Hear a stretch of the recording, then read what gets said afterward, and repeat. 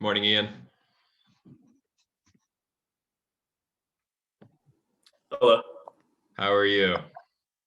I'm doing good. You? Doing good. Is Austin in here? Yeah, I saw him come, I think. All right. Hi, Austin. Can you turn your camera on for us?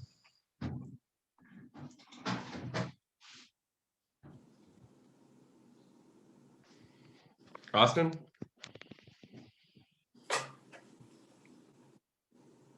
Oh, hi. I meant Austin, our TA. I guess he's not here. Ian, once Austin jumps on, can you guys just be in charge of letting people in? Oh, yeah, of course. Okay, sounds good. All right, good morning, everybody. Basically, the way this is going to go is I'm going to go over a bunch of info, talk about the chapter a bit, and then I'll leave time for some questions at the end of the session. Hopefully you guys have already read the chapter and taken some notes, and you guys have some good questions ready for me. Before we dive into content, does anybody have any questions on policies, procedures, syllabus, anything that we've covered over the first week? Actually, Professor, I have one question. Okay, what's up? I have a class that starts at 10:30, but I was wondering, is it okay to like just have the first part of the session, or do I need to stay like all the Yeah, that's fine. These Okay. aren't mandatory. You can jump in and jump off at your convenience. It's also being recorded, so I'll post the recording because I know some people have synchronous classes that they have to show up to at specific times. So yeah, feel free to jump in and out. Anything else?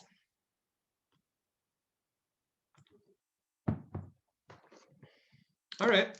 Well, let's quickly go over some policies and procedures real quick. Make sure you guys all understand the Respondus lockdown browser. That's a big one. Make sure you guys download it. You do the little tutorial. There's a little video tutorial on there. Make sure that you guys understand how to use it. I know that there's been some issues with Google Chromebooks. They were supposed to patch or fix the issue with those, but we're really not sure until we use it. But go ahead and work on those or download that. Make sure you guys understand how to use it. We will be using that for your midterm and your final exams. Ian, do you see the little list over here, the waiting room with 6 people in it?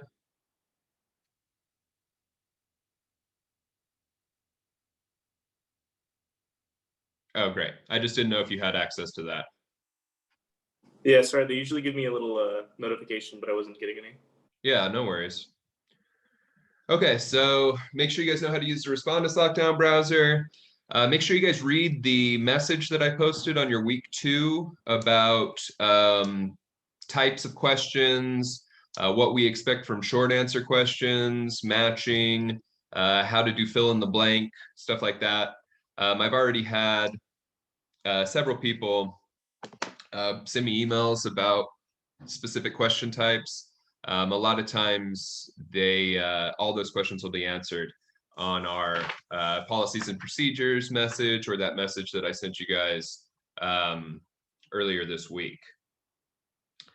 Make sure your short answers, you are putting a substantial paragraph into your short answer responses. I don't want to see you just directly answer the question, yes, this, or, you know, I don't want to see any fragmented sentences. I don't want to see, or we don't want to see super long run-on sentences that don't have any direction.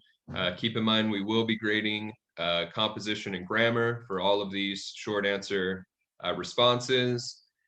And this is your chance to show us that you understand the content, right? Elaborate on your answers, explain your answers, complete sentences, give us a substantial paragraph so that we know you read the content, you took notes, and you understand the topics. Got to reiterate about plagiarism. Plagiarism is super easy to find, guys, and we don't put up with it. Don't ever cut and paste anything off an internet source.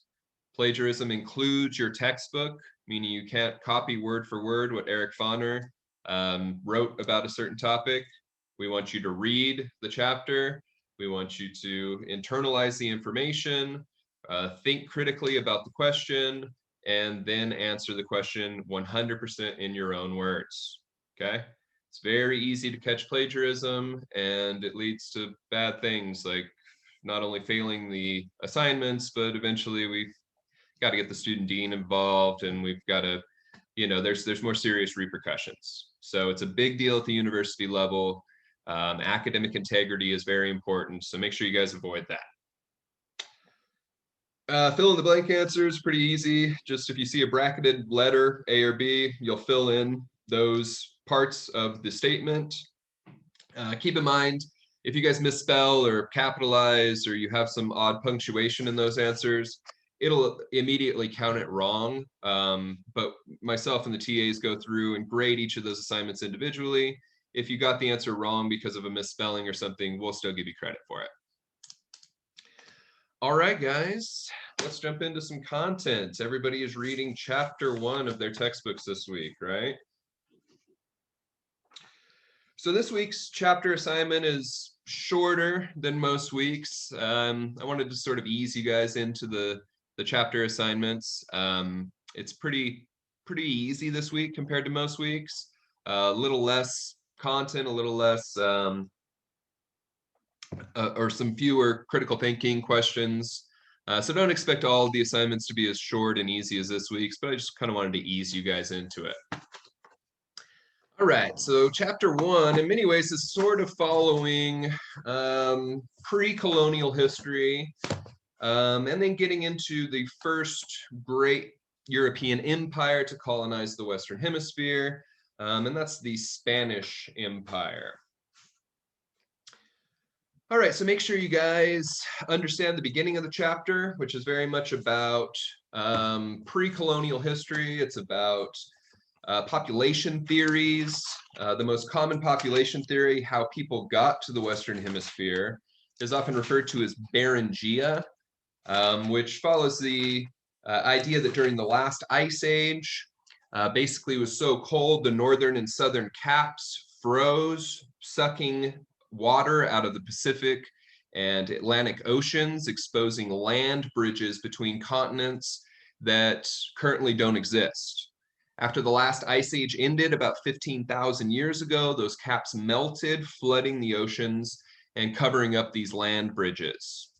So the most common population theory was that between 60,000 and the end of the last ice age, the majority of people populating the Western Hemisphere came across this land bridge, what we now call the Bering Strait or the Bering Sea, right, which is up in between Alaska and basically the Siberian Circle in what is present-day Russia.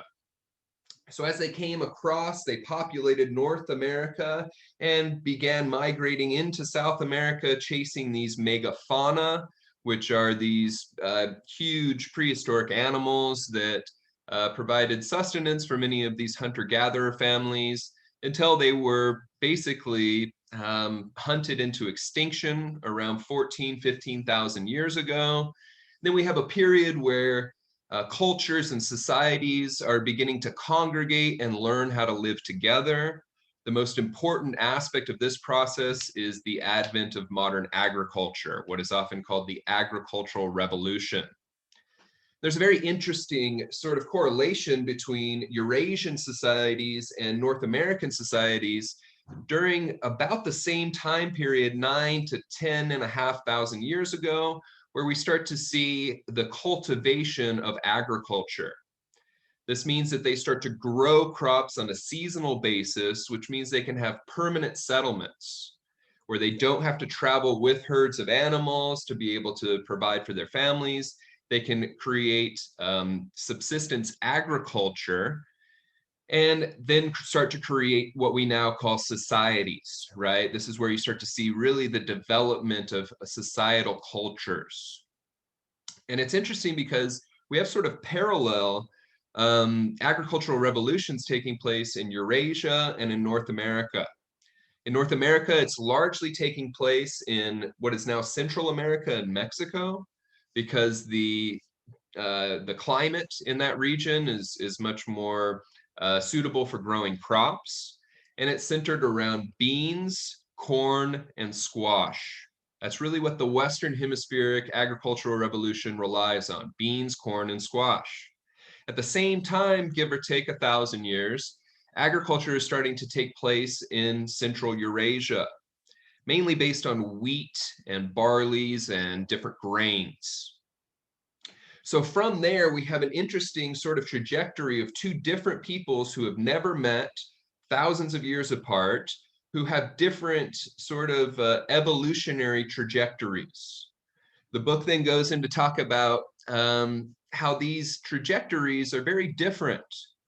Native Americans, as we now call them, or indigenous Americans, lacked several of the technologies and tools that Eurasians developed over this period from 10,000 years up until European incursion in the 15th century, right, 1492. So a few of the big catalysts for Eurasian Eurasian evolution was the concept of agro-pastoralism. That's an important one, where Eurasians use animals to aid in their agricultural process. Eurasians were domesticating animals far before, well, really the only domesticated animals Native Americans had were semi-domesticated dogs.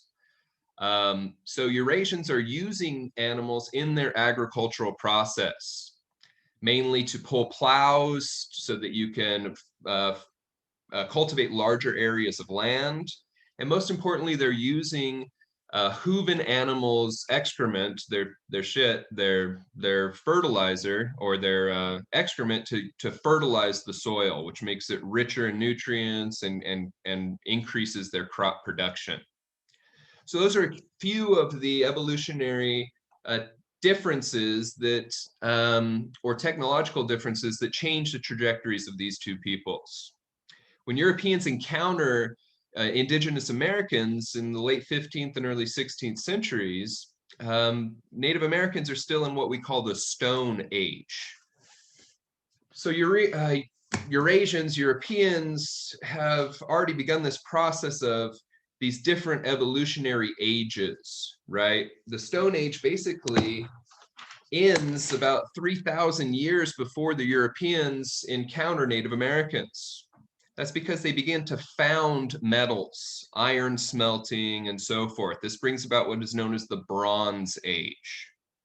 So then during the Bronze Age, because of the foundry of metals, they have the ability to grow their agricultural cultivation, to grow their societies into bigger and bigger cities, which then sparks more and more societal and cultural development.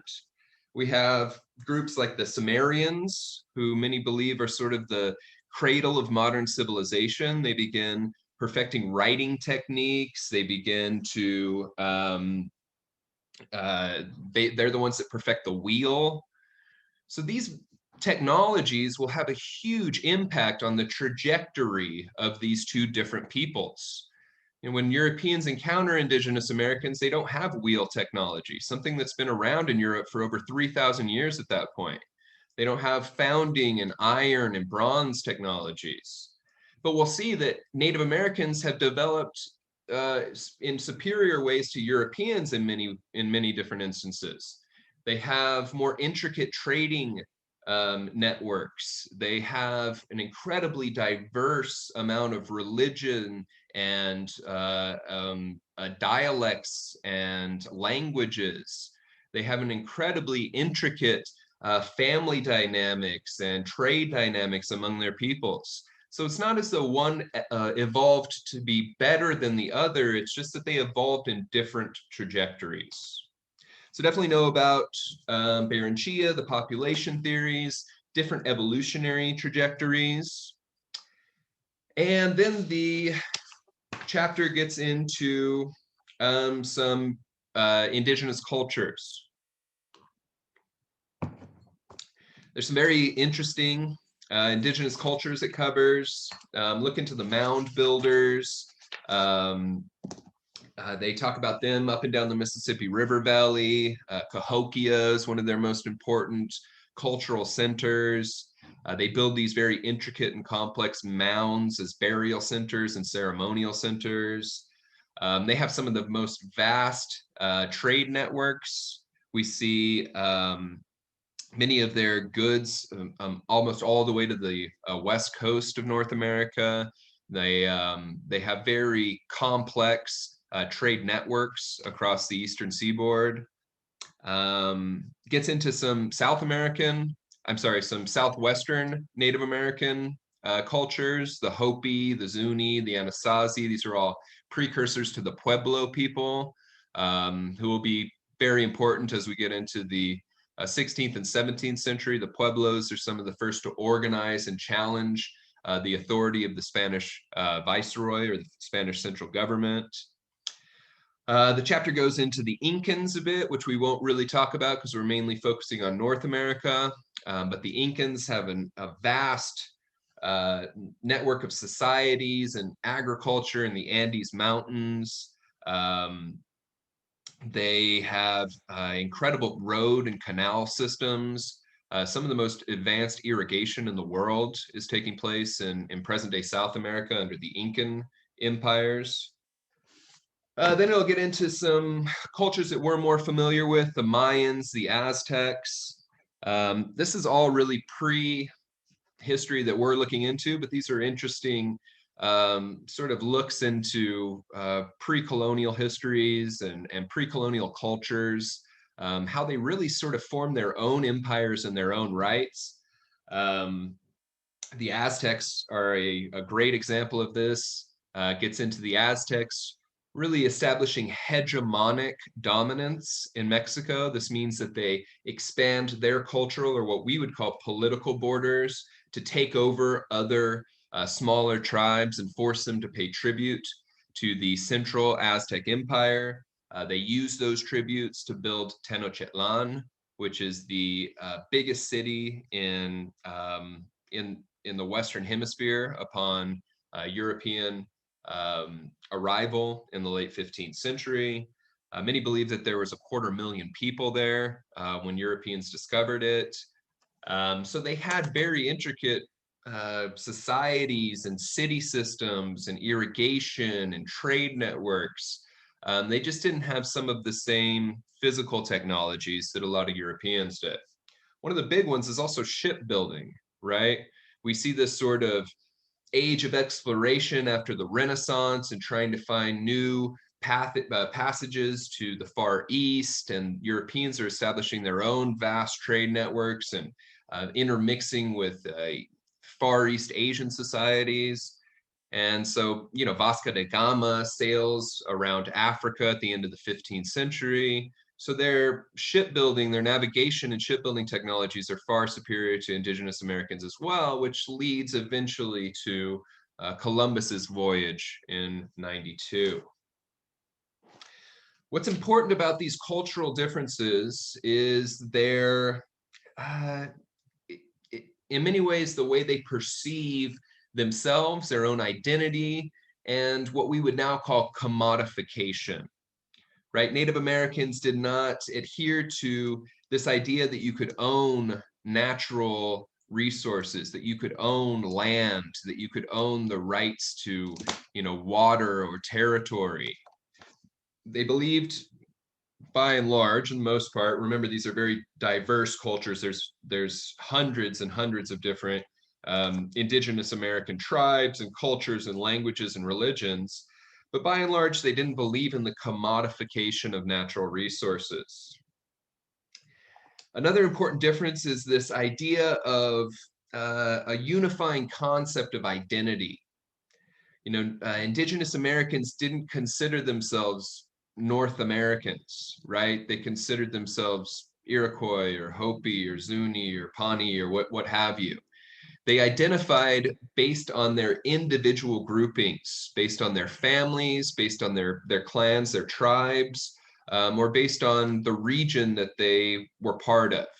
They really didn't identify themselves based on these larger concepts of kingdoms like we're seeing in England or like we're seeing in Western Europe, or empires, or what will eventually be nation states, right? Many of us identify ourselves as I'm American, I'm Mexican, I'm Canadian, what have you. This concept was foreign to Indigenous Americans. They have very much, or they very much identify with smaller social groupings.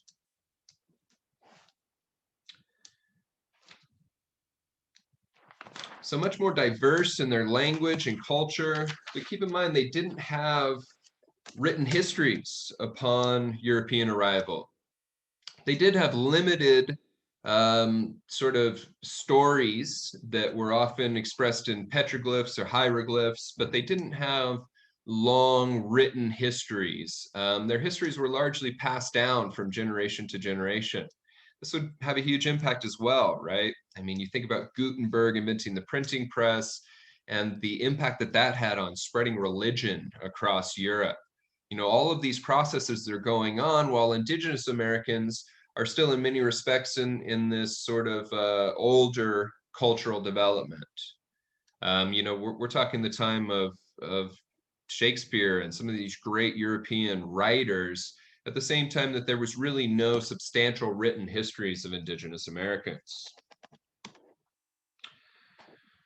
All right, you can read about Columbus's voyage as well. I'm sure you guys have all learned about that since middle school, right? Columbus is an interesting figure. He's sort of a pragmatist who wants to find somebody to support him and his voyage to the Americas. Ends up getting Spain to support his voyage after Ferdinand and Isabel finally put out the Moors out of the Iberian Peninsula. You don't really need to know all about that history, but basically, as the Renaissance sort of moves Europeans out of the Dark Ages, we see this age of exploration pop up, and several different European empires try to take advantage of these new technologies and exploration and finding new routes to build up their empires by having beneficial relationships with other cultures.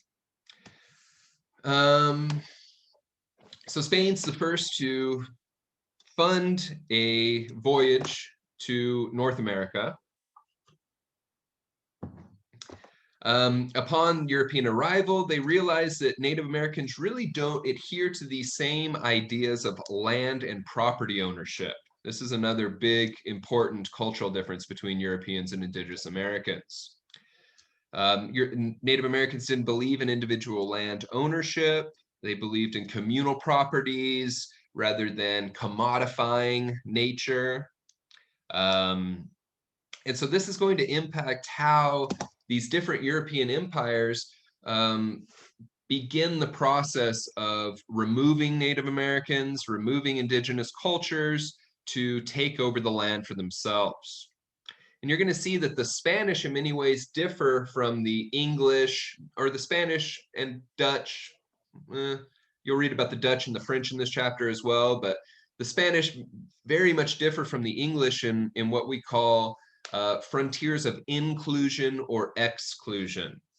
You'll see that the Spanish really involve Native Americans in their colonization process. This is important because they enslave Native Americans. They force them to work for the Spanish extracting precious metals, force them to work on large haciendas, on big commercial farms. This is often referred to as the encomienda system, where basically they involve Native Americans in their colonization process by enslaving them, even by intermarrying with Native Americans. We have the evidence of the first intermarriage between Spanish and Native Americans in 1514. And this is because the Spanish are less interested in establishing new colonies than they are with extracting wealth from the Western Hemisphere. So their two main motivations are to extract wealth, to build the crown, to build up the empire, and to convert Native Americans to Catholicism. Those are their two main motivations. We'll see when we get into chapter 2 that the English practice what is known as frontiers of exclusion. They're not interested in involving Native Americans in the colonization process. They're interested in removing Native Americans so they can take over their land. That's a big distinction Frontiers of inclusion and exclusion. Sounds like it could be a good quiz question. Anybody have questions on that?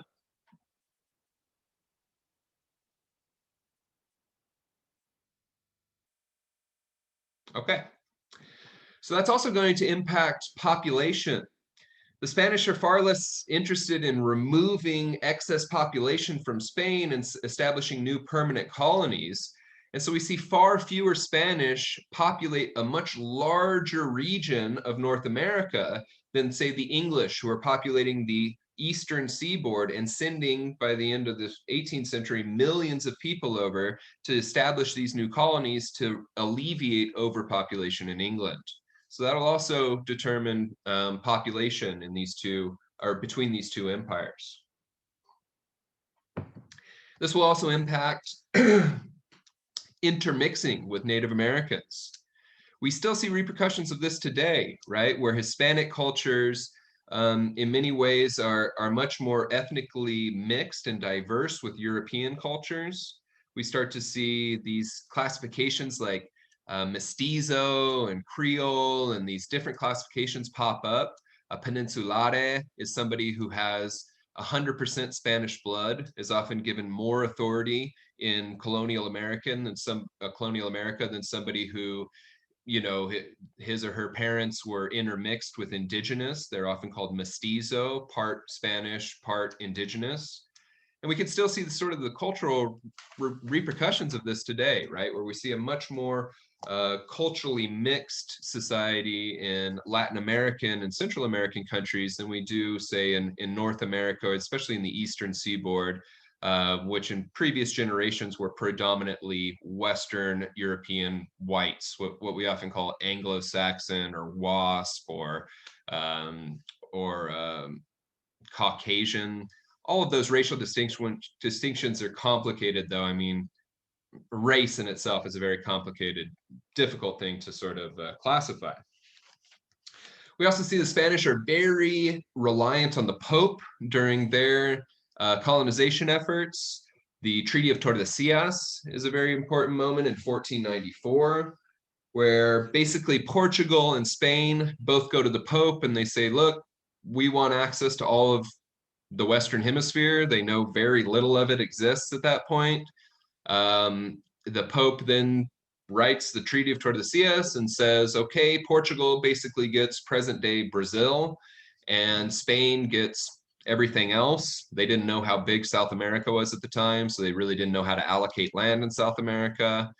So that's why we still see the effects of this today, right? If you live in Brazil, you speak Portuguese. If you live in Mexico or Central America, you speak Spanish, right? So that's where the Portuguese-Spanish split takes place. It's important to note, however, that the Pope has no authority to split up these lands half a world away in the Western Hemisphere, but that speaks to the authority or the perceived authority that religion has in the 15th and 16th and into the 17th and 18th centuries. Why would the Pope grant authority to empires to occupy territories half a world away that he has absolutely no knowledge of or authority to grant? That's because the Pope really believes, or Catholics believe, that they were anointed or that they were given this mission by God to go prophesize and convert Native Americans to Catholicism. This is one of the two big motivations for Spanish colonization. So out of these cultural differences, we're going to see immense conflict start to occur.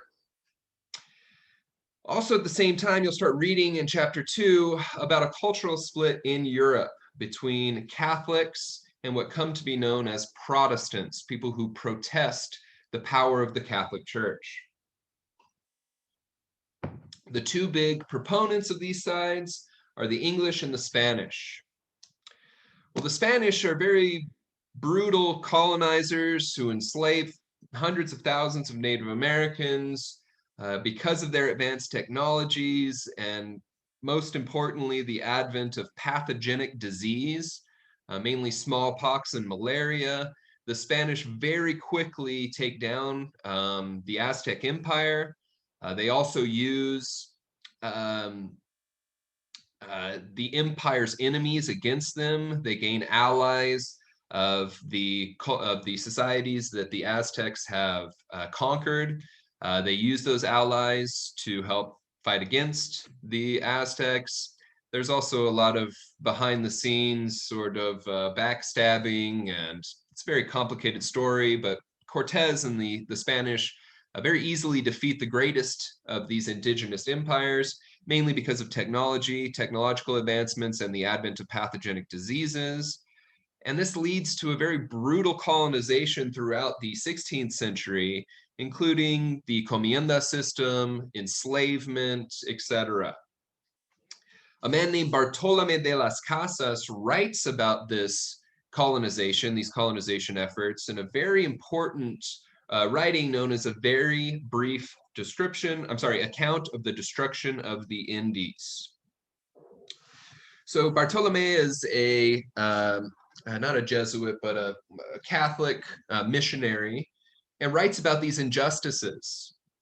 The English get a hold of these accounts, get a hold of this essay, basically, that's about the mistreatment of Native Americans, and they translate it from Spanish to English and start disseminating it across Western Europe. This is a way for the English to categorize the Spanish as brutal colonizers. This is a way for them to paint this sort of image of Spain and the Pope as this sort of imperial, expansionist, colonizing people that the Pope claims to be benevolently spreading Catholicism to help these Native Americans, but the English want to make the Pope and Spain look like greedy, brutal colonizers. This comes to be known as the Black Legend. So the Black Legend is promoted by the English based on the writings of Bartolome de las Casas, translated into English and French to make the Spanish colonizers in North America look particularly brutal, which they certainly were, but it's not like the English came over and they were, benevolent colonizers who worked with the indigenous. So this sort of falls into these dynamics of this rivalry or dichotomy between the Spanish and the English. So that's important to know what the Black Legend is. Anybody have any questions about that?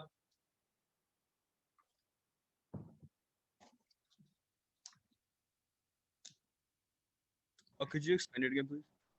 I'm sorry? Could you explain what the Black Legend was again, please? So the legend is taking the writings of Bartolome de las Casas. He was a Spanish missionary who wrote about how horrible the Spanish were treating indigenous peoples. The English got a hold of it, translated into English and French, and started disseminating it, spreading the information as an example to show what brutal colonizers the Spanish were. So this became a legend about how terrible the Spanish were in colonizing North America. Okay, thank you. Okay. Appreciate it. No problem. So you'll also read about Spanish Florida. They establish their first permanent settlement in Florida. St. Augustine in September becomes the first North American permanent settlement. They're trying to protect the Gulf of Mexico, basically, to extract precious metals out of the Gulf of Mexico and Florida. Don't need to know too much more about that, but it's basically a military fortification. Florida will become very important later on as the English start to colonize down the eastern seaboard. Once they hit what is present-day Georgia, we'll read about Oglethorpe in Georgia. They start to run into the Spanish, and we have the first imperial rivalries in North America. And then the last thing you guys need to look into or read about, it sort of jumps ahead and talks about the Pueblo Revolt, which is basically a response to the very oppressive laws and enslavement of the Pueblo people in the Southwest. So it starts with Juan de Oñate at the end of the 16th century, leading Spanish colonists from central Mexico into present-day New Mexico, just outside of what is present-day Santa Fe. in search of a lost city of gold.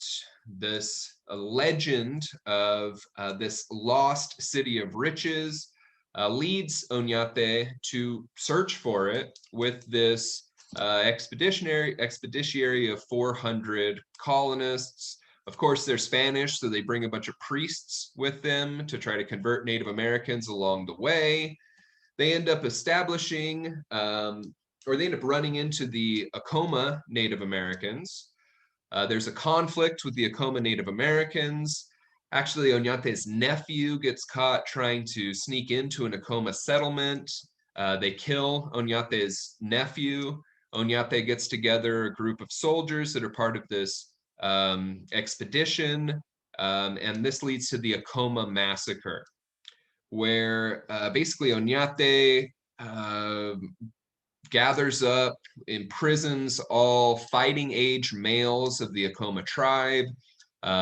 He murders something like 800 to 1,200 inhabitants. The figures are still unknown exactly. Many think that a good portion of those that were murdered were women and children. At least 300 women were murdered. He cuts the hands and feet off of individuals who are of fighting age to make sure that they can't retaliate.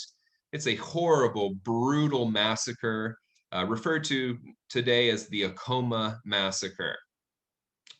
Oñate then establishes a settlement, a permanent settlement, and forces these Native Americans into enslavement and paying tributes to the central Spanish authority. And after the Acoma Massacre, really for another generation and a half, 2 generations, these Acoma and Pueblo Native Americans are forced to be subservient to the Spanish crown. Then in 1680, a man named Pope, it's going to be spelled like Pope, but it's pronounced Pope, who is a cultural and religious leader for the Acoma and Pueblo Native Americans, organizes a revolt against the Spanish. This revolt kills several hundred of the Spanish, kills several of the missionaries that were forcing these Native Americans to convert to Catholicism. Basically, all the Spanish survivors that made it out of this revolt were forced to sort of hike back down into Mexico, back down the Santa Fe Trail, actually through the El Paso region, back into central Mexico, sort of with their tail between their legs. And what's important about this Pueblo revolt is that it changes the Spanish approach to controlling Native Americans. They largely abandon the encomienda system. They start another system called the repartimiento, which is basically forcing them to pay tribute rather than directly enslaving Native Americans. This is about 100 years after all of the early colonial history that we first talked about in the chapter, but it's important because it changes the way the Spanish interact with Native American cultures in the Southwest. And then, of course, here in El Paso, we build a statue to the horrible, brutal colonizer Juan de Oñate at the fucking airport, right? Or at the airport, right? Unfortunately.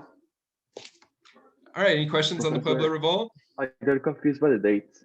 So the revolt happened after the massacre, the Acoma massacre? Right, so the Acoma massacre takes place in 1598. That's when the expedition starts up into New Mexico.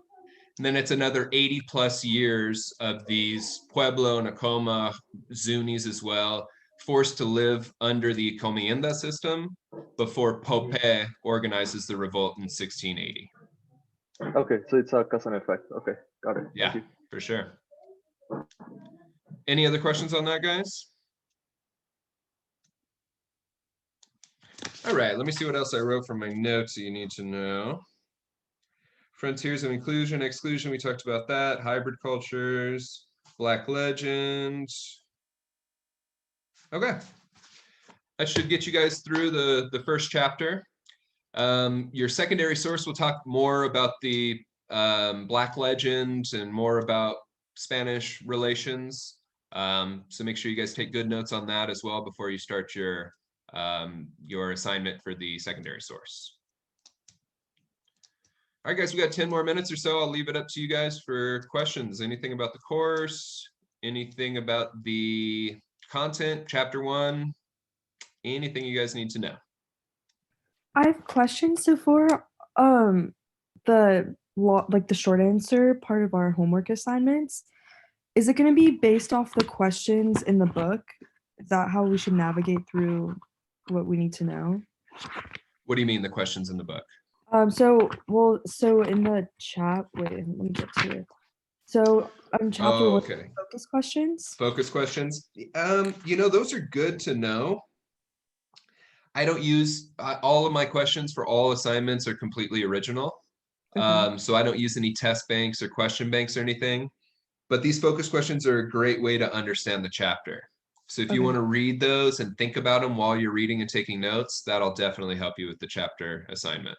Okay, perfect. Thank you. No problem.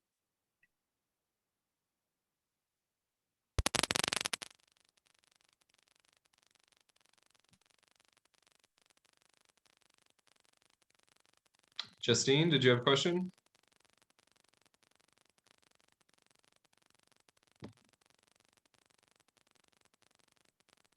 No? Okay.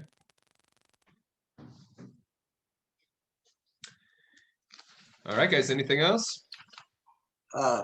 Mr. Flickinger, there was Yes. a question that somebody posted up on the chat as far as he wanted to know the name of the guy who, let me scroll back up, who did the Cone Massacre.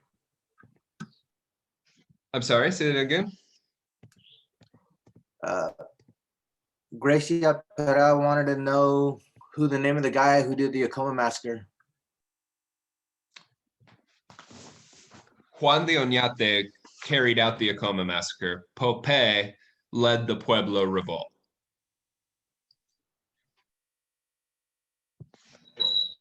Thank you very much. Yeah, sure. And then I see there's another question on here. Bartolome de las Casas. You can find how to spell his name in the book. Meetings start at 10. Giovanni. I can't really help you all out with audio issues. That's related to your computers. Okay, cool. Anything else? Ian, maybe next time you could pay attention to these chat questions. I didn't even see them pop up either, but yeah, if you get a minute, you can just respond to those for me. Yeah, I did. I even asked Ian a question specifically because you were talking and I saw that he was Yeah. a co-host. But okay. Yeah, we're still sort of perfecting this process. These classes are so huge. I have hundreds of students in my 1301, so we're still perfecting the process here, but we appreciate Ian's help. All right, guys, So, last chance.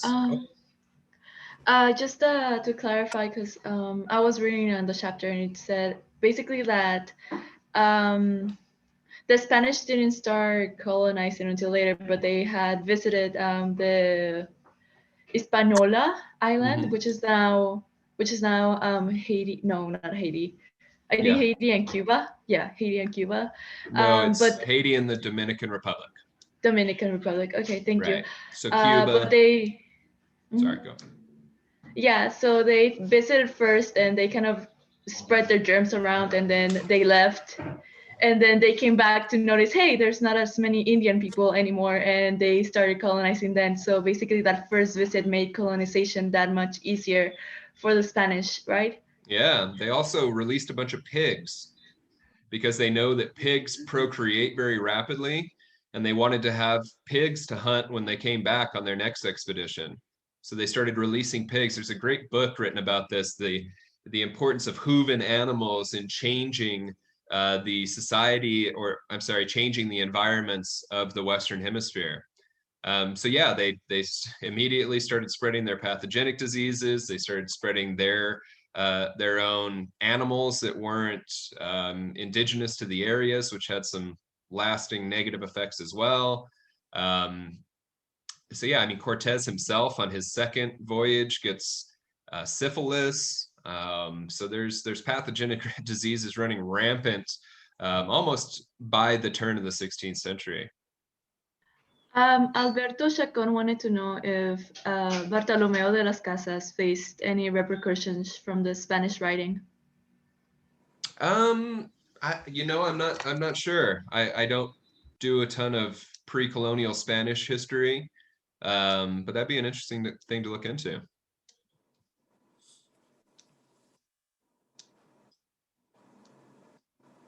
All right, guys, anything else? Everybody feel prepared for the assignments? Dead silence. Okay, cool. All right, guys. Well, if you have any other questions or concerns or anything, you can still shoot us an email. We're happy to respond. Also, keep in mind, if you guys just want to set up an individual meeting, shoot me an email.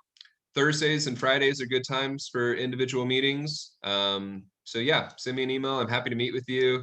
If you don't feel comfortable talking in a big group, maybe we could do a one-on-one thing. All right, guys. Well, thank you very much. Good luck on your assignments. We will see you guys next Wednesday. Thank you. Have a good one. Thanks. Thank you. Thank you.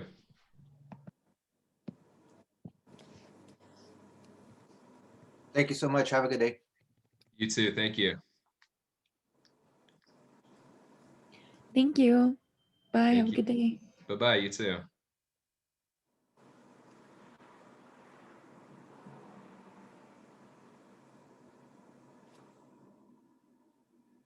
Well, I think that went pretty well. Yeah. The one thing I forgot about was that they would be writing questions the whole time. So yeah. Really. So that'd probably be smart. I can start fielding questions that are not like paragraph long answers. Okay. So what do you think about that sort of the way we structured this, where I just kind of lecture for the 45 minutes or so? Yeah, I thought it was great. I just took notes about the most obvious stuff you do. Okay. So like, that'll help you if you have individual meetings for sure. Yeah, you definitely covered all the things. I graded a couple of the, pretty much all the ones I've gotten so far. Okay. And I mean, the students who turn them in early tend to be really good. Yeah. So all their standard grade, but yeah, I've just been going through and answering all the ones that are missing some information. I just tell them I'm giving them pretty solid grades still since it's the beginning, but telling them everything that they're missing. Okay. And yeah, you're right. Those first ones aren't really the students that need help. Mm-hmm. This is really designed for, students that feel lost or just need some more direction. So hopefully this will make all of our grading easier as well. That's the goal of these meetings. For sure. You definitely covered all the ones that we'll struggle with. So okay, cool. Sounds good. Well, let me know if you have any issues this week or you need to send me any students that are struggling with assignments and stuff. Yeah, of course. I also had a quick question on last semester. How was the level of feedback that I was giving to students? Did you want like more, or was that the correct amount? Or you did well. You did well. Austin needs to improve on that a little bit, but you did well. What I don't want to see is generic boilerplate responses. I don't want you to cut and paste the same thing on every assignment. Make sure that your response caters to the actual question. Yeah, but you did well last semester. I'm not worried about you. Austin needs to be a little more involved, but yeah, hopefully he will be. Yeah, I've started since last semester. I noticed I sort of left all the grading to like major points of time, so now I'm doing it in a sort of disseminating it, I guess. Okay. So it's tough. I mean, we'll try, just like we did last semester, to sort of be a week behind, finish all of week 1 at the end of week 2, all of week 2 at the end of week 3, which is easy now, but I know week 8, 10, 12, it becomes harder and harder, so we'll just do our best. They didn't hire enough TAs this semester, so I have 2 classes with 100 people in it each that has no TA. Yeah. So I literally have something like 600 students and 3 TAs. So it's gonna be rough, but it is what it is. I'm happy to have a job. How's your semester looking in terms of classwork? I mean, it's pretty heavy, but I tend to pile on every semester, especially with now since I have a pretty fair amount of free time. I'm just trapped in my house. So Yeah, Pretty much. I understand that. Good and bad, right? yeah, so a lot of work done. All Yeah. right. Well, let me know if I can help. Yeah, of course. Thank you. All right. Thanks, Ian. Have a good day. You too.